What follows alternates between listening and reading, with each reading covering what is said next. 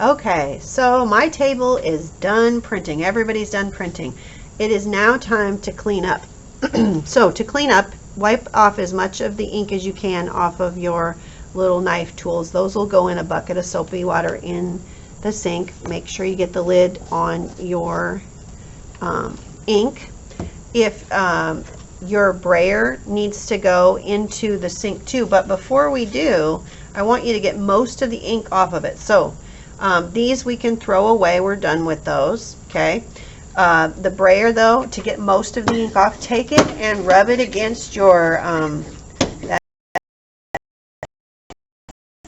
get as much of that ink off as you can before you throw it in the soapy bucket. Okay, so that's going to go in the soapy water bucket. This is going to go in there. Okay, and the same thing goes for this. Now take your paper, throw this away. Take your paper, your blotter paper, and use it to blot most of the ink off of your printing plate. Okay, see how I got a lot of that off? And then I'm going to just flip this over and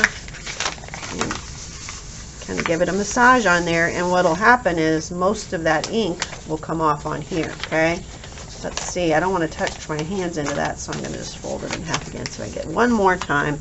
Then this blotter paper, this goes in the garbage can. This we're going to just leave it because Mrs. Walker might be using these with another class, so don't worry about that.